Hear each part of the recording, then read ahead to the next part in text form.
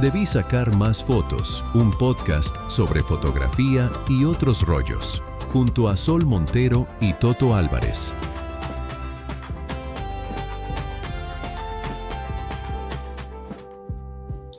Hola a todos, bienvenidos a este nuevo capítulo de Debí sacar más fotos, el podcast de fotografía y otros rollos.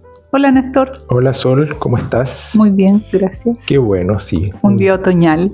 Un día rico, fresquito.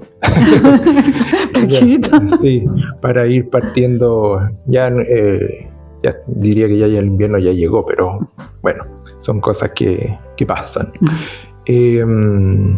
Interesante volver a reunirnos una semana más para hablar de algo. ¿Qué íbamos a decir? No sé, no me acuerdo, pero para hablar de fotografía. Para hablar de fotografía, por supuesto, que es lo que nos convoca cada semana. Tratar de buscar que sea algo lúdico, interesante, entretenido. Y esta semana espero que no sea la excepción. Así que traemos un tema interesante, como siempre. Controversial. Problemático. No, pero vamos a hablar un poco como de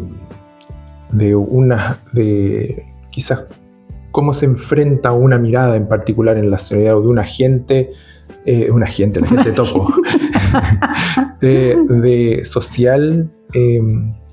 Pero estoy como dilatando mucho el así como vamos a hablar sobre la fotografía y las mujeres, o las mujeres en fotografía, o la mirada de las mujeres en fotografía, para ver si es tan distinto o si merece como calificarse como un tipo diferente de fotografía. Pero finalmente, bueno, ahí vamos a entrar en la discusión y comentar como qué es lo que esperamos, porque lo que decía yo como agente, sino como individuo en la sociedad, las mujeres, querámoslo o no, siempre se le asigna un rol. Entonces, impuesto o no, pero como... pero un rol. Sí, es que, claro, yo creo que lo que queremos hacer, y una de las razones por las cuales hacemos este podcast es porque hay temas que uno ve como de repente videos o escucha opiniones o lee artículos o ensayos y uno está como que de repente dice no estoy tan de acuerdo. Claro. Hay como algunas cosas que sí, digamos, como que a uno le hacen sentido, pero otras que te hacen ruido, claro, derechamente. Y el tema como de la fotografía y las mujeres a mí siempre me ha hecho ruido, porque es como, yo recuerdo cuando hacía clase que como que en cierto modo de repente yo trataba de siempre incorporar mujeres dentro de los como referentes que le presentaba a mis alumnos o de los ejemplos, pero también recuerdo haber hecho como la clase de fotografía y mujeres. Siempre me lo cuestioné, es decir, claro, ponerla aparte, tenías que mencionarlas, sí. Tenías que, pero es que ya, remontémonos como a hechos más, o sea, hechos históricos y en general como el rol en la sociedad que ha tenido, o la participación en la sociedad que ha tenido las mujeres históricamente, en general. Sí. Como que siempre se les ha dificultado, y no estoy haciendo mansplaining para que no me funen, porque la Sol es mujer y ella evidentemente puede decirme qué es ser mujer y qué es lo que es vivir la experiencia de una mujer siendo fotógrafa. Pero en general el rol de la mujer en la sociedad, independiente de la labor que hagas, siempre es compleja, ¿me caché? Sí. Porque se te minimizan muchas, o sea, falta de oportunidades, competencia, sí, muchas veces desleal, como mirarlas en menos. Sí, ¿no? Y si tú quieres, además de todo eso, ser madre, es peor. Claro. Es como que te castigan por ser madre y de hecho te dicen así, pero tú quisiste tener hijos. Ya, sí, pero... Sí, pero no lo hiciste sola tampoco, claro. Entonces como... Claro, es como que si fuera el hecho de que una mujer, bueno, estamos hablando de las fotógrafas, pero de que uno quisiera tener un hijo, inmediatamente es como ya, tú te postergas, tú dejas de hacer tus cosas y el personaje en cuestión, que fue quien te ayudó a tener el hijo, a engendrarlo, es como que puede seguir con su vida como si nada, ¿cachai? Entonces, claro, ahora esto no es un podcast de reclamo, yo podría haber invitado a muchas de mis amigas, colegas, exalumnas que podríamos estar aquí ahora. Sí, pues podrían graficar sí, pero no es la idea. En la esencia es un poco partir como desde esa base, como que... Claro. de que ha habido una desigualdad histórica en general para las mujeres para poder desarrollarse profesionalmente, entonces se les ha complejizado el hecho de poder tener una participación activa en el desarrollo de una disciplina. Claro. Y en el caso de la fotografía no fue la excepción. Entonces, desde que se inventó la fotografía, las mujeres se tuvieron que estar como siempre por el costado, digo yo, así como tratando de entrar, así como, y las que tuvieron como acceso en primera línea fue porque eran privilegiadas probablemente. O sea, se dio mucho eso, y como en todas las profesiones, y digamos, la fotografía aparece en el siglo XIX, o sea, un siglo en el que las mujeres estaban absolutamente relegadas a la casa. Entonces, las mujeres que de alguna manera tomaron como oficio la fotografía siempre estuvieron como bajo el nombre de sus maridos. Claro. O sea, por ejemplo, en Diderot ya se sabe que su mujer, perdónenme que no se me borran los nombres, pero era también tomaba fotografías, claro. También hacía retratos junto con él.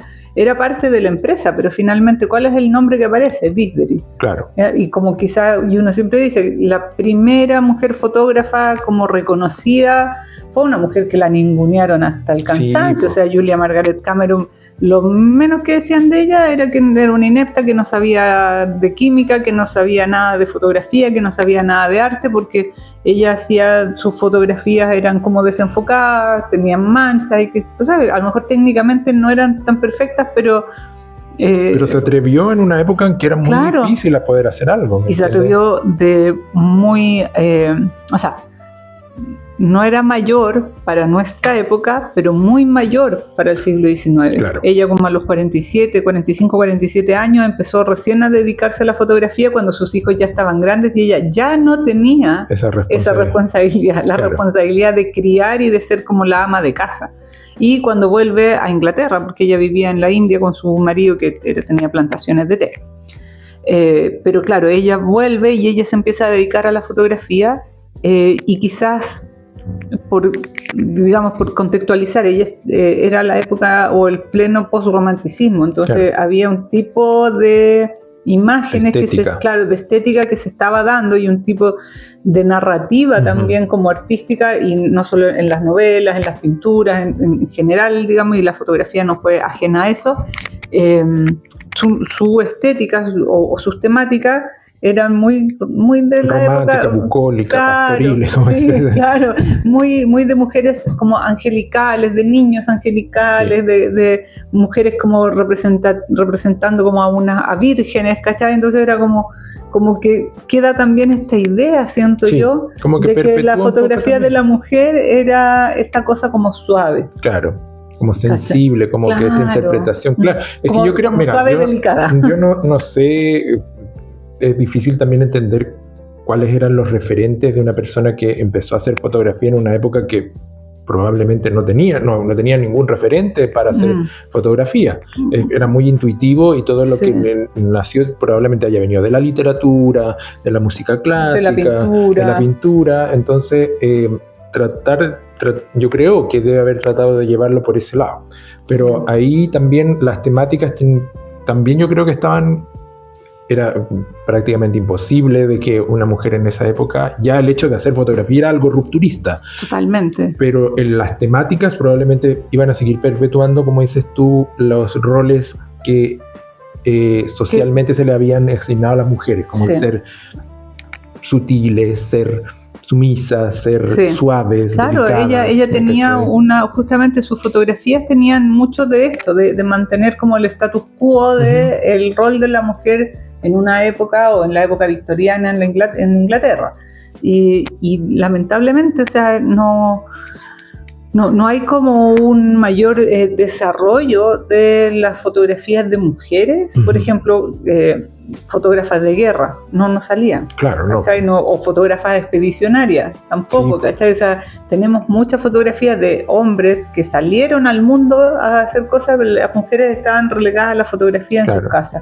Y quizás, no sé, yo estoy pensando como dentro de las mujeres a principios del siglo XX, Imogen Cunningham quizás fue como una de las primeras que que yo noto como que va un poco más allá, si bien es cierto, mantiene la estética, porque la estética de principios del siglo XX en un tipo de fotografía, que era esta fotografía como... se me fue la palabra, pero pictorialista, perdón. Y Imogen Cunningham hacía fotografías de flores, entonces también mantenía esta cosa delicada, hacía desnudos, ¿cachai? Pero nuevamente como manteniéndose en esta como temas, porque el burbuja, pictorialismo, como en el paraguas de lo que era relevante en esa época, sí, también. Claro, el pictorialismo como que se nutre de la obra de Julia Margaret Cameron y de los fotógrafos románticos del siglo XIX. Entonces ella vuelve a tomar de nuevo esa misma temática y la aborda desde una cámara quizás con mucho mayor tecnicismo que la Julia Margaret Cameron, pero no muy distinta. Entonces yo creo que pasaron como varios años, porque también, o sea, como viendo la fotografía tampoco, pues, en términos de históricos, desde que el hombre existe en la Tierra, la fotografía fue un fragmento pequeñísimo en términos de lo que es como la parte final de la cola, ¿cachai? Totalmente. Entonces, si bien, como lo hablábamos la otra vez, el cine, por ejemplo, tiene el mismo origen, pero el cine dio 100 pasos más rápido que la fotografía. Sí. La fotografía como que no se estancó, pero fue en un proceso mucho más lento, y yo creo que la integración de las mujeres en la fotografía o en el hacer fotografía también fue más lento también, porque como que las mujeres se fueron interesando. Primero, no solo para las mujeres, sino para todo era como difícil acceder a tener un equipamiento para poder hacer fotografía. Era algo que era probablemente muy caro. Entonces siempre también, como probablemente pasó con muchas otras disciplinas, profesiones, el poder desarrollarla implicaba como haber sido hija de alguien que tenía ya equipamiento, y por ende te insertabas en eso. Y así fue, yo creo que evolucionando por varios años. Claro, como tú dices, también tenía que ver con los privilegios. O sea, Julia Margaret Cameron e Imogen Cunningham eran personas que venían de una familia que tenía una posición económica que les permitía justamente acceder a los equipos y dedicarse a la fotografía sin tener otras preocupaciones, ¿cachai? Sin tener, como se dice vulgarmente, parar la olla. Yo estoy pensando en Tina Modotti, que hizo fotografías en México posteriores a la Primera Guerra Mundial, italiana que se exilió, se autoexilió en México, y que ella sí tuvo como un impulso social mucho mayor. Ella, si bien es cierto, hacía fotografías como intimista, y por intimista me refiero dentro del espacio de su casa. Claro. Ella salió y hizo fotografías de obrero, ella era del Partido Comunista, entonces ella como que tenía esta cosa de la revolución metida adentro, y salía y se juntaba con los campesinos, con los obreros, hacía fotos, hacía fotos en la calle, pero siempre como con una mirada muy como cauta. Claro. Encuentro yo la fotografía de Tina Modotti no era de reportaje gráfico, era como la de la Gerda Taro, por ejemplo, en el caso de esta mujer que acompañó a Capa, pero en realidad el apellido de él es Friedman, Alexander Friedman parece que era, no me acuerdo ya, aún se los días están los nombres de porque claro, quedó el personaje, pero ellos inventaron a Robert Capa, y muchas de las fotografías de Robert Capa fueron hechas por ella. Sí, y eso es lo que se ha cuestionado, porque eso también como de esta apropiación de muchos hombres en todas las cosas, entonces como te digo, de que ella y se les invisibilizara, por una cosa de poder hegemónico nomás, de que el hombre tenía esa potestad, y el hecho de que trabajara con ella, tu trabajo es mío también, pues. Claro, y ellos, y en cierto modo, a ver, no hay que tampoco perder de vista la época en la que vivían, o sea, tanto Gerda Taro como Alexander Friedman llegaron a la conclusión de que el nombre de un hombre, un fotógrafo, iba a tener mucha mayor repercusión y mucha más importancia que una mujer, y por lo tanto ellos inventaron a este fotógrafo, porque ¿para qué estamos con cosas? Robert Capa tampoco era en ese minuto nadie sí. Lo conocía, entonces ellos tuvieron que inventar este fotógrafo norteamericano que era muy famoso y que todo el mundo quería su foto y que se llamaba Robert Capa y que hacía fotos y entre ellos dos hacían toda esta dinámica. Esta producción. Claro, a mí me pasa, por ejemplo, que veo la historia de Tina Modotti, que Tina Modotti finalmente deja la fotografía porque se dedica como a la redacción y a colaborar en un periódico comunista. Y finalmente, claro, la fotografía, si bien a ella le apasionaba, sentía que no lograba tanto como con ser secretaria de este diario y que el diario como que saliera adelante. No, pues claro, que y por sus propias convicciones sí. Como personales, en términos de lo que significaba ella el Partido Comunista o sí. Toda la revolución en general, todo lo que había pasado en Italia con Mussolini sí. Y todas esas cosas, yo creo que de verdad también afectan en general lo que cómo quieres disponer tu voluntad en tu quehacer. Sí, y ella finalmente está apoyando a los anarquistas en la Guerra Civil Española. Pero me pasa también con Gerda Taro que como que son mujeres que estas convicciones sociales que dices tú, ¿cachai? Como de política, como que van más allá quizás de como que su obra fotográfica, porque sí. Gerda Taro también, o sea, ella estuvo en el frente en la Guerra Civil Española, que fue donde falleció, porque tenía como un real convencimiento. Claro, la fotografía la movía, pero la movían más las causas sí, como sociales, políticas y sociales, ¿cachai? Un real convencimiento sí. con que eso, o sea, la fotografía era una herramienta que le sirvió un poco para difundir todas estas injusticias, todas estas dificultades, las guerras, todas estas situaciones. Pero ella, esta cosa lo vivía, le movía sí, la guata. Claro. Entonces, probablemente muchas de las cosas que ella pensaba nunca las pudo registrar finalmente porque ella estaba más preocupada de poder gestionar también las situaciones de cómo promover es que tampoco eran como figuras políticas, ¿me entiendes? Pero sí, por lo menos tan incierto, porque sí. Mucha gente era como, o estabas fuera del frente, sobre todo hablando como de la Guerra Civil Española, que es como literalmente civil, todos los ciudadanos armarse, también pasó como los partisanos en Italia, ¿me cachai? Entonces, eran esas situaciones, era eso o hacer lo que hacía. Entonces yo creo que les importó más lo otro, yo creo que también es una opción súper válida. Pero ahí ya evolucionando, y bueno, para ir asociando y linkeando como distintas otras como fotógrafas y artistas en general, ya pasan los años y la mujer ya yo creo que podemos como convenir, como generar, como entender como convención que hasta el día de hoy, en el año que estamos, sigue siendo como una dificultad para las mujeres poder desarrollar, por lo que hablabas tú antes, de tener que compatibilizar otras labores con el trabajo, que también, o sea, otros trabajos con el trabajo de ser fotógrafo. O sea, es que es complejo. O sea, es complejo. Yo, así yendo como a mi biografía, sí, pues no, es yo recuerdo cuando fui a hacer como la práctica en un diario regional de derecha. Que pueden entender que miente mucho. Claro, que no vamos a decir cuál es, para no herir susceptibilidades. Pero claro, recuerdo haber ido y haber escuchado muchas veces de los editores de fotografía de esos años, estamos hablando finales de los 90,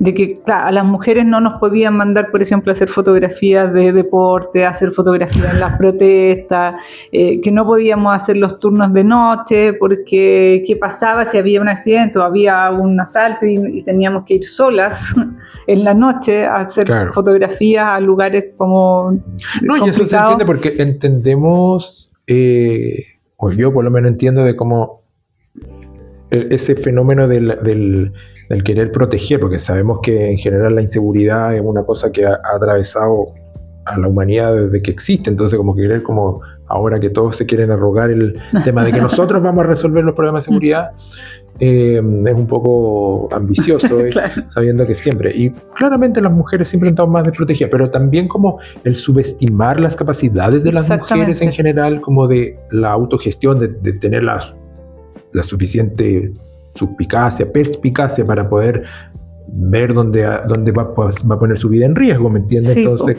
pero también como tratarlas, como infantilizarlas, o como incluso yo siento como un dejo un poco machista que no tiene que ver con una cosa como de protecciones, como lo que decías tú, como tú no vayas a poder. Claro, es como inmediatamente como ponerte la etiqueta de que tú no manejas esos temas. Claro, por ejemplo, en el tema del deporte era como, es que tú no manejas esos temas. Y era como, estoy haciendo la práctica, la idea de la práctica es que yo quiero aprender, ¿cachai? Yo quiero aprender, quiero saber cómo, digamos, enfrentarme justamente a lo mejor a algo que efectivamente no lo sé. Claro. ¿Cachai? O que no me manejo. Ahora, igual esto ha cambiado, estamos hablando de casi 30 años atrás. Uh-huh. Entonces igual ha cambiado un poco. Sí, recuerdo haber tenido colegas que efectivamente se transformaron en fotógrafas de deporte, sí. ¿Cachai? O que salían a cubrir protestas, o que hacían los turnos de radio. No es que yo nunca haya hecho un turno en la noche en un diario, pero a mí me violentaba porque también sentía que como que el hecho de yo estar preparada como académicamente como que a ellos los hacía sentir como inferiores, entonces tenían que de alguna manera ponerme la pata encima. Claro. Y la pata encima era que tú eres mujer, no puedes.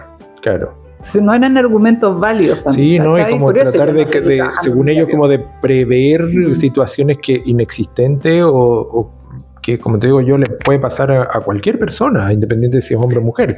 Y totalmente. Que también uno tener como las habilidades para poder sortear. O sea, tú ves, han habido, por ejemplo, en fotoperiodismo, en el periodismo en general, muchas mujeres que han muerto No, que fueron precursoras. O sea, la misma Margaret Burker White, que fue de las primeras mujeres como fotoperiodistas, que ella cubrió, por ejemplo, el término de la Segunda Guerra Mundial en Alemania, que ella fotografió los campos de Auschwitz cuando se descubrieron, que ella tuvo que hacer todo este recorrido como en avión y descender en paracaídas con su equipo de foto, que era una cámara de 6x6, o sea, no estamos hablando de una cámara chiquitita.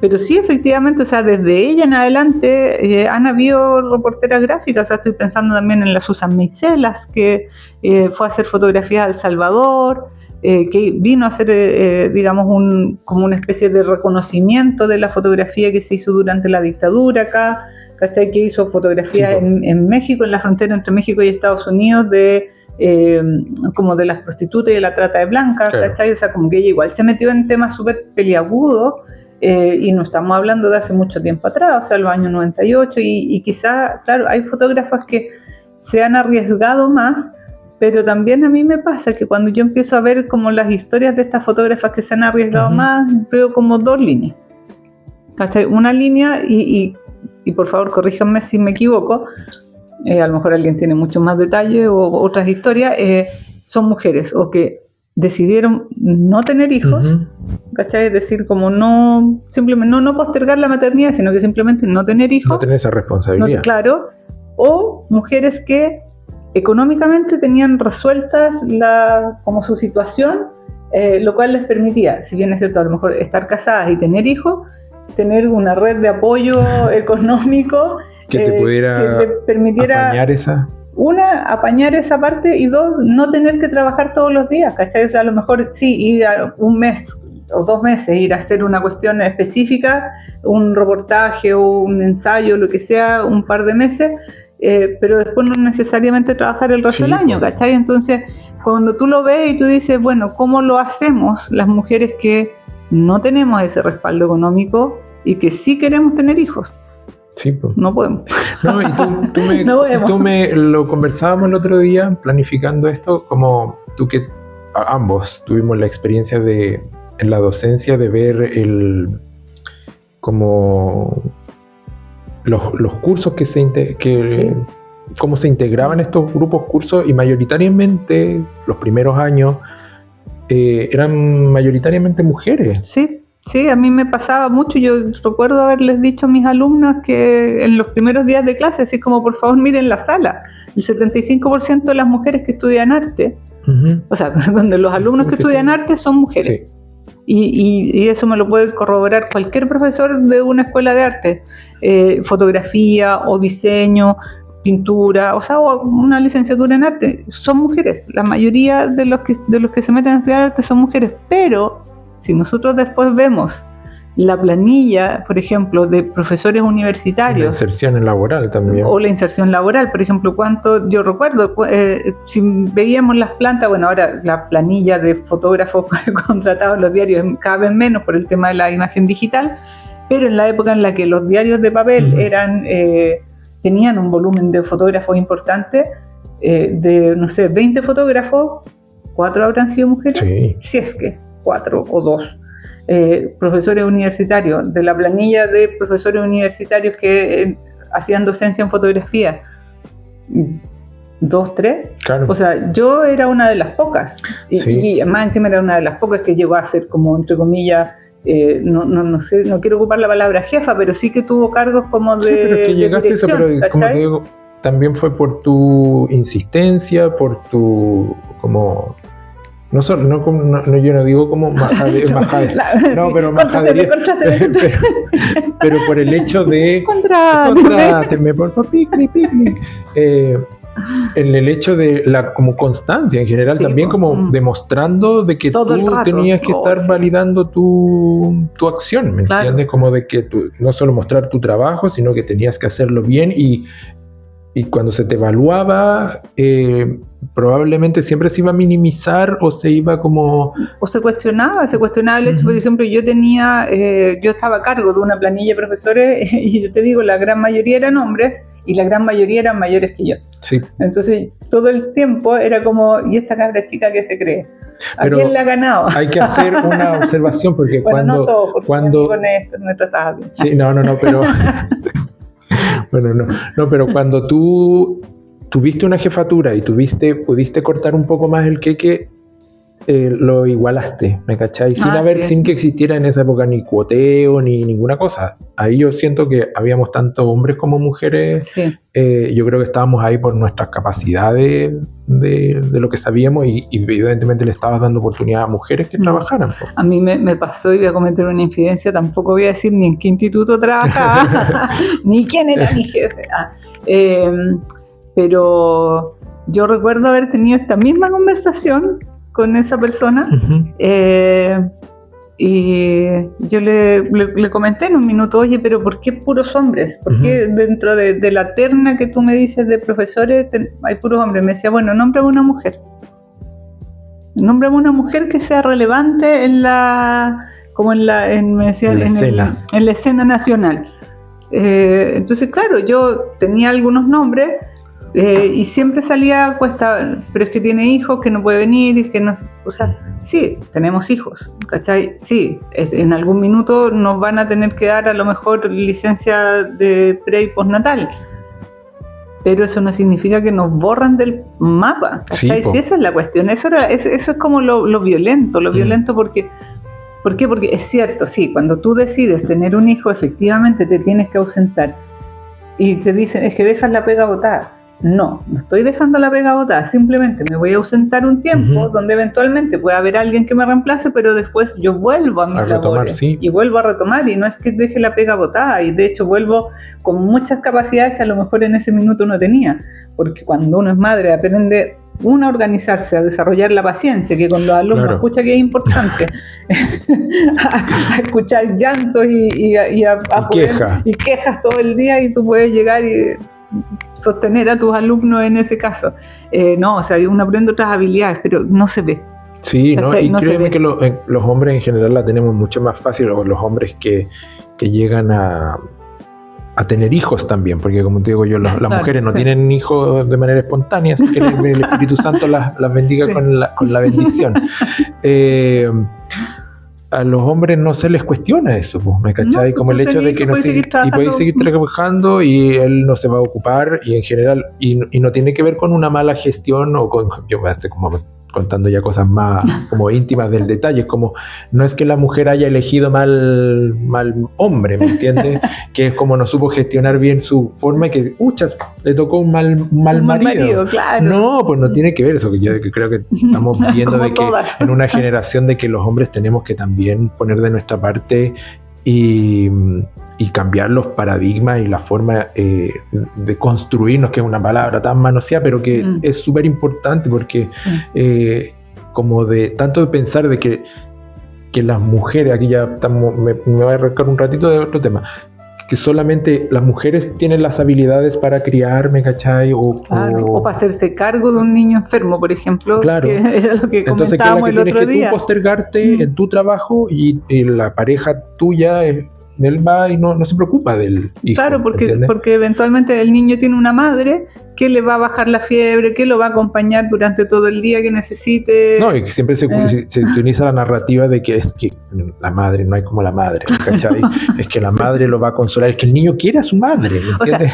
Porque no se inserta en general, ahora que están haciendo como la cosa del apego al papá, hay que metérselo, por los ojos al cabro chico. O sea, hay un tema con la crianza que efectivamente los niños necesitan estar con su madre en algún minuto, pero el tema es que todo como que se extralimita, ¿cachai? O sea, sí, uno como mujer sabe que los niños te necesitan cuando son muy chicos y que es bueno que estén con la mamá, pero eso no significa que sea 24/7. Sí, o sea, que un día el niño amanezca enfermo no significa que uno como mujer tenga que ser la que es una obviedad que es uno la que tiene que faltar a la pega y ponerle la cara al jefe y decirle, pucha, si es que no puedo ir porque tengo a mi hijo enfermo. No, el hombre también se puede hacer cargo, porque no es que tú estés abandonando a tu hijo los otros 360 días del año, porque 5 días al año chuta, tu hijo se enferma y el papá lo tuvo que cuidar. No, o sea, y además en el sentido el niño no se va a sentir desapegado ni abandonado, ni mucho menos. ¿cachai? No, y no te convierte tampoco en mala madre, porque es que eso es lo que voy yo, de que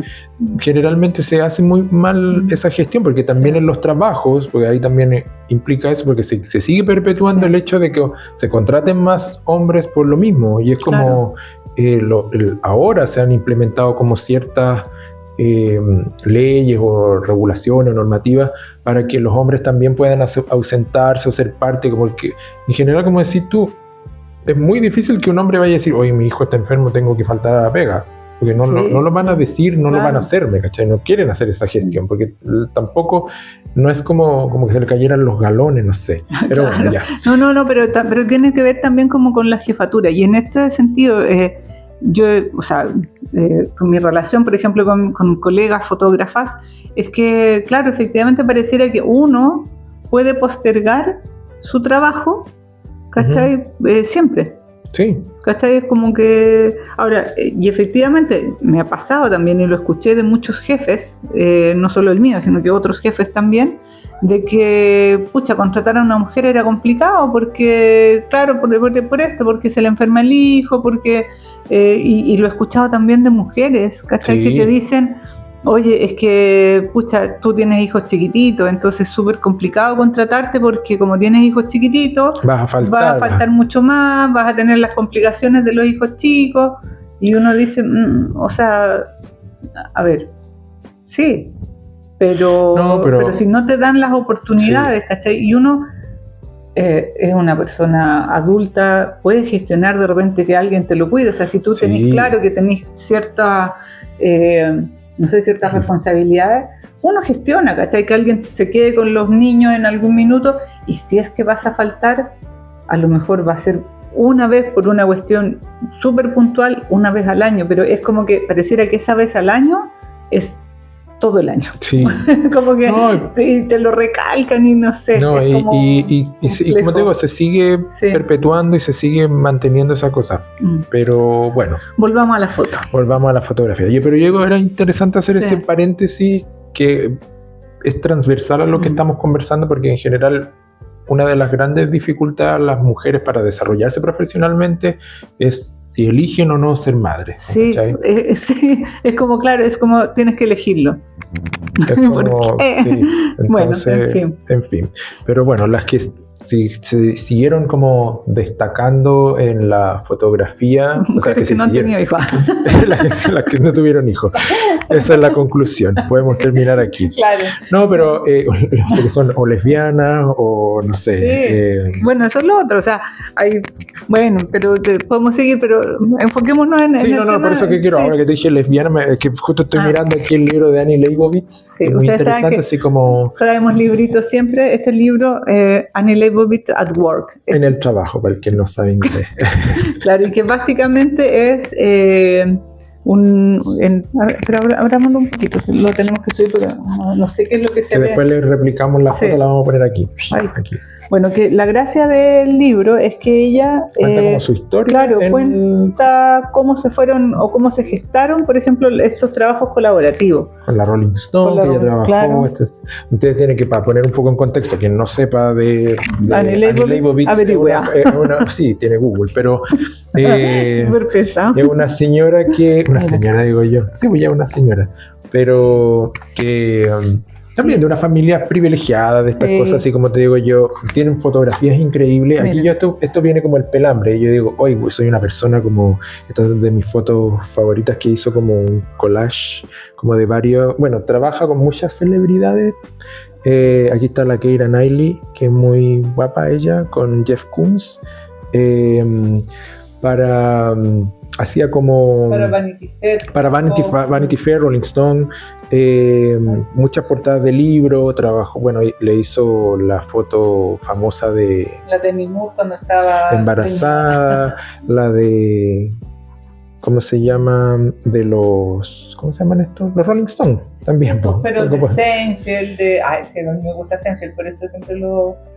no, tiene fotos así como muchas, y bueno, la gracia es que está en inglés, pero a lo mejor hay alguna versión en español. Sí, no, pero esta señora, que fue también pareja de Susan Sontag, para quien no lo sabe. El libro está medio cochinito, pero porque el uso... No, pero está cototo el libro, está impecable por dentro. Esta fotógrafa... aquí sale con la Susan Sontag, aquí estaban ahí las dos señoras, estaba más joven, bueno, tenían varias diferencias de edad, pero esta señora todavía sigue viva y sigue fotografiando para las premiaciones como los Oscars. Ella hace estas cuestiones así como que yo le comentaba a la Sol, de que así como estamos hablando muy bien de las mujeres por ser mujeres y por las dificultades que tienen, pero hay mujeres también que tienen muchos privilegios, no por el hecho de ser mujer, sino por el origen que tienen, porque están de familias judías, que tienen lucas, ¿me cachai?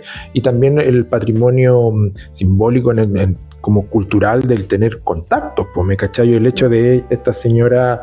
Dijo, y ya dale con esta señora, trabajar con, no sé, haber trabajado en la Rolling Stone, la revista, y haber fotografiado a gente que estaba emergiendo en esa época, pero después fueron grandes celebridades, le abrió muchas puertas y hasta el día de hoy la mantiene con un trabajo, y es una de las pocas fotógrafas que puede decir que se ha hecho millonaria siendo fotógrafa, ¿me entiendes? Claro, pero ¿cuántos pueden decir eso? ¿Cuántos hombres pueden decir eso? ¿Cuántas mujeres pueden decir eso? Así, entonces, pensando así como que estén como a este nivel, digamos, de retratistas, y de que sean retratistas como con este nivel de importancia. Sí, pues. Entonces, claro, presidentes, celebridades de primera línea en Estados Unidos, en el mundo en general, como globales, ha hecho proyectos bastante interesantes, trabajando para Vanity Fair. Muchas, te diría que prácticamente el 80-90% de las portadas las hacía ella. Los 80, los 90 y hasta el día de hoy hace mucho de este trabajo, pero también con un equipo y un nivel de producción altísimo, que me imagino que la revista y todo eso, y los auspiciadores ponen muchas lucas para eso, y ella simplemente llega a apretar un botón nomás, claro, pues, me entendí. Entonces, a esta altura, ¿para qué estamos con cosas? Es pelambre, pero sí. Efectivamente, cuando tú ya tienes un equipo de producción tan grande, en que no solo tienes maquilladoras, vestuaristas, directores de arte, sino que además tienes un equipo de asistentes de fotografía, sí, o sea, que te instalan todo el equipo de iluminación, que ya sabes más o menos qué es lo que tú quieres hacer como en términos de iluminación, y te miden la luz y todo, ponen la cámara, y tú vas a decir, ¿qué llegáis a hacer esto? como a dirigir un poco la pose y como ajustarse, hacer ciertos ajustes con la cámara y hacer la foto. O sea, claro, no es que le quiera quitar mérito a su trabajo, pero claramente estamos hablando de otro sí, pues se simplifica muchísimo eso, que yo, como dices tú, no es que tenga menos valor, y al contrario, pero es a lo que uno aspira también, pero siempre también es muy difícil, y este privilegio que ella tiene de poder hacer ese tipo de fotografía con esa calidad es por todo este entramado o esta red de apoyo que tiene para ese decente, vuelve, ¿entiendes? Alguien que nació con la Hillary Clinton, con la reina, pues le saco foto a la reina, aquí a la Angelica Houston, Sharon Stone. Estoy pensando, por ejemplo, la Nan Goldin. Bueno, es otro tipo de foto. Yo les mostré este libro al principio en el piloto, que no está disponible solo por Spotify, perdón. Pero, claro, la Nan Goldin viene justamente de otra circuito. Ella se fue de su casa muy chica, vivió sola, vivió con gente marginal, y ahí encontró su punto su refugio, su lugar seguro, ¿sí? Entonces, y aquí quizás podemos tomar el tema de lo que estábamos hablando de si hay una mirada femenina, porque, por ejemplo, la Annie Leibovitz hace retratos, hace moda, muy buenos retratos en el sentido técnico, ¿cachai? Y de producción también, pero yo, por ejemplo, en la Annie Leibovitz no veo de repente esto que dicen, porque yo lo he leído en muchos lados, de que las fotografías, las mujeres tenemos una mirada así como intimista, como, no sé, como que sensible, como claro, de la vemos algo que los hombres no ven. No sé, yo veo el trabajo de la Annie Leibovitz y yo lo encuentro técnicamente perfecto, sí, e incluso un poco de repente medio frío, sí, medio como distante, sí, claro, como que no es que ella se involucre con las personas y saque a relucir, no sé, esta cosa tan íntima que hay en las mujeres. Y veo, por ejemplo, la obra de Nan Goldin, y con esto no quiero decir que las mujeres no tengamos una sensibilidad distinta a la de los hombres, pero yo no veo de repente esto que escuché por ahí, como de que las mujeres tenemos una sensibilidad como, no sé, tan así marcada, porque veo las fotos de la Nan Goldin y son súper crudas. Sí, pues es que eso es lo que era una de las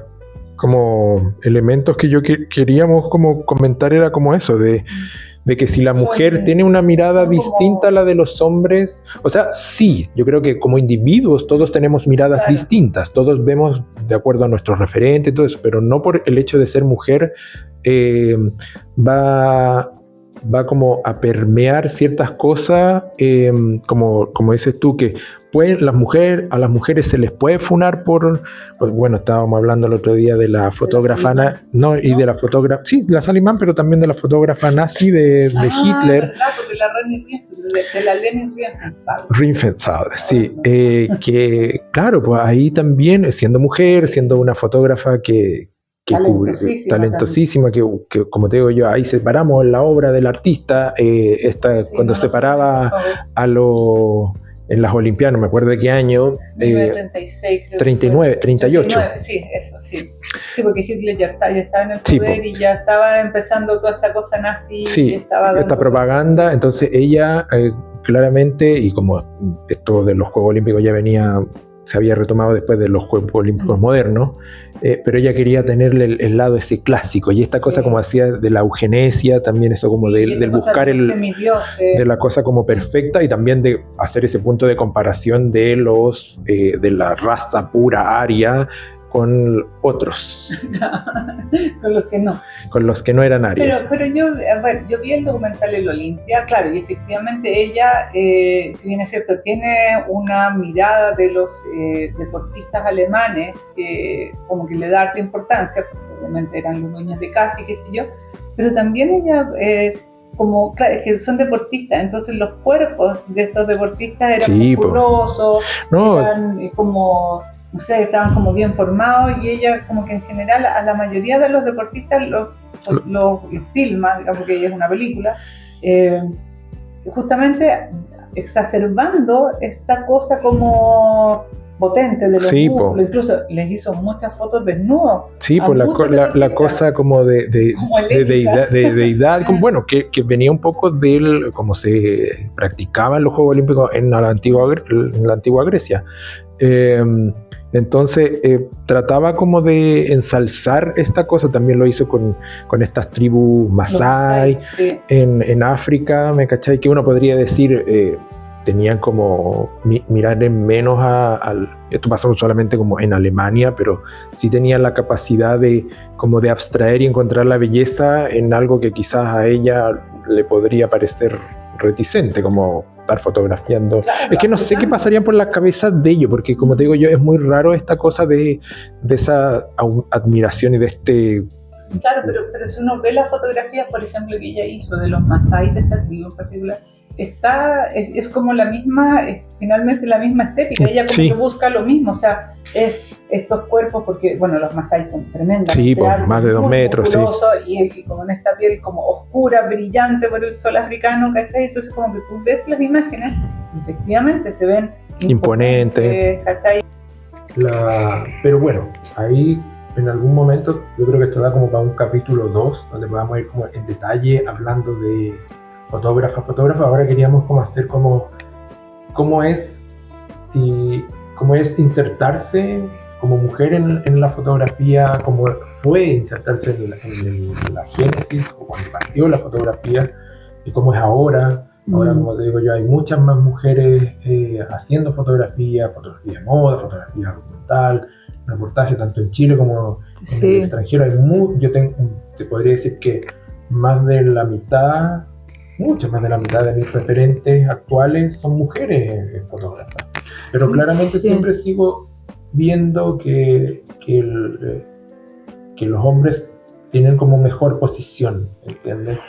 Claro, es como que al final tuvieran como mejor llegada, no sé, como que se les cree más. Sí, pero igual, no sé, yo siento que yo creo que no solo pasa acá en Chile, yo creo que hay muy pocas mujeres fotógrafas. Insisto, no tiene, a veces siento que no solo tiene que ver como con que ya con que no se les abran tantas puertas a las mujeres o que se les cierren muchas puertas a las mujeres, sino que también las mujeres como que sentimos que no tenemos que tomar decisiones de vida, bueno, y no hay como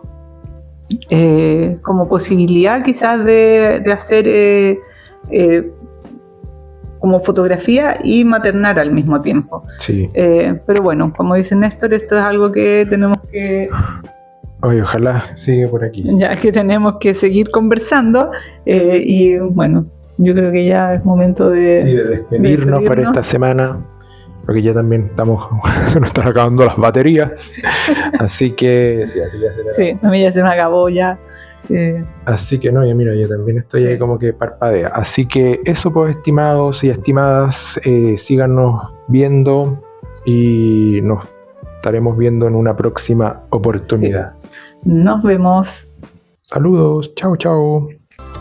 Debí sacar más fotos, un podcast sobre fotografía y otros rollos, junto a Sol Montero y Toto Álvarez, disponible cada semana por Spotify y YouTube.